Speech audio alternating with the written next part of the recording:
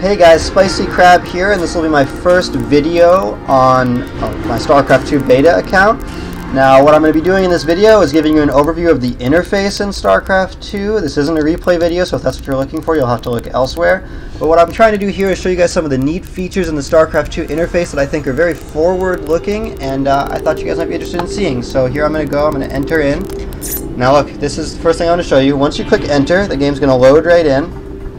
And it's going to load a little bit slow because I'm running the video capture software, so just bear with me. So the first thing you'll notice is that up at the top you have all your little options here. You can click single player or multiplayer, and then with one click it's going to take you to whatever you want to play. So obviously there's no single player in beta, but if I click single player, what I assume happens is it brings up a little single player menu in this area, and you get to choose your race or whatever and play through the campaign just like you would in StarCraft 1. But if you don't want to play single player, you just click bam, multiplayer. And now it's going to bring me straight to the next menu. And from this menu, I can choose, once again it's loading kind of slow, but I can go straight from this menu and I can just choose what game type I want to play, 2v2, 1v1, and choose my race. So I'll just click up here and then click through here and you're immediately playing the game. Now if you guys remember StarCraft 1 or Warcraft 3 or any of the other games, it's always such a pain in the butt to get onto your multiplayer settings and just play the game. But this way, if you're the kind of person like me that pretty much just wants to play multiplayer, you just click multiplayer, and here I am, ready to play a game. If I press find match right now, it's going to start looking for a match for me, which I think is a great feature. So beyond that, you can click on home, and I don't know what this is going to be in the full game. I assume it's going to be something like the Warcraft 3 news page, but in the beta, it has all these little beta things, and you can click these. These open up web pages, so the program will alt-tab if I open these up. This is the replay tab. This saves every game that you've ever played. So this is every game I've ever played right here. And you can just click right in and watch them. Here's all the ladder settings. And what this is going to do, it's just going to bring me up on the ladder. You guys can see I'm number 2 Copper League. The way this works is when you first start up the game, for the first time I mean, it's going to put you in these practice matches where you're walled off from the opponent with rocks. And then after 10 of those games, which run at a slower game speed, you're going to be placed into a league. And I was placed into Copper League, which is the lowest as far as I know. There's Copper, Bronze, Silver, Gold, and Platinum. So Copper's the worst. But I actually started out way low in the league, like probably around here, like 61, 62, and worked my way up to number 2. So I'm pretty happy about that. Now, one thing you probably should know is that if I get to number 1, manage to best Anathema, and try and move above him, I still will not get into Bronze League. As far as I can tell, you get into Bronze League through some more complicated algorithm that people don't really understand yet, but it's not by being at the top of Copper League, so you don't move up in that way. But actually that makes me happy. I don't want to move out of Copper League because, as you can see, top 8 in each league division get end tournament qualifying positions, and I don't think anybody really knows what that means yet, but I'm pretty excited for it, whatever it is. So that's pretty exciting for me. So here's this. If you click profile, what it's going to bring you is just a list of all your achievements. It's going to tell you your statistics in here. I got my career wins. One thing that's funny is the game doesn't show you your losses unless you click on the ladder setting up here. If you just go to your statistics or like any of the other moments in game where you see your wins, it only tells you your career wins. So I guess they're trying to avoid people seeing their win-loss records and getting discouraged. See, it just says this. It says highest rank achieved. None of the bad information is available here, which I think is kind of funny, but I think they're just trying to avoid, you know, demoralizing people. So I got 49 wins. Yay. Never mind the 49 losses I have. And you can see my highest rank, most wins is Terran. Well, that's because I only play Terran, and the longest win streak. You can click here and choose your portrait. In the beta, you can just choose any portrait whenever you want. I assume it's going to be like in Warcraft 3, where in the full game you have to earn them by winning lots on different accounts and stuff.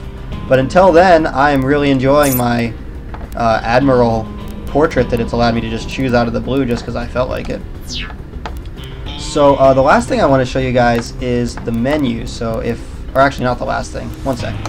Here's the friends list. So if he were on right now, I could press chat, and his little chat bubble would appear right here. You can have multiple chat bubbles with different people, and you can see I can view their profiles and such. And if you have a party, like for team games, that'll actually appear over here. I gotta say, the interface for the friends list is very slickly designed. It feels really good. If you click add friends, you can add your friends here with an email address. I think what this real ID friend thing does is it makes them your friend in every game. So like, I guess when Diablo 3 comes out and stuff, they'll be your friend on this too, but you need to know their email address, and I don't. So anyway, if you want to add me, I'm SpicyCrab.SpicyCrab, and you can add me through this Starcraft 2 friend adder thing over here. What's funny about this is not unique. Only this identifier over here is unique, and what most people will see when they play you is this one here. So that means that somebody else could just call themselves Spicy Crab, and there'd be no way for you to know that it was me unless you somehow saw their identifier and saw that their identifier over here wasn't also Spicy Crab. And I think this is so because they expect so many people to be playing that they don't want to have to worry about double names and people fighting over names. But I gotta say, the idea of other people being able to steal my name or steal other people's names, or seeing like professional player on and having no way to know whether it's him or not unless you can look at his identifier, it seems like an extra layer of abstraction that's not really necessary. I don't know why they really did it that way. Okay, so the last thing in the interface I wanted to show you is the option screen, and the only reason I'm going to show this to you is because it's actually pretty neat. So here are my graphics options. You can see it's all normal, kind of standard fare, but if I go down to the graphics options, it actually gives me a description of each one. Just you float over it, see? Determines the overall graphics quality, post-processing, reflections. It actually describes it and tells you what portion of your computer it relies on, and it tells you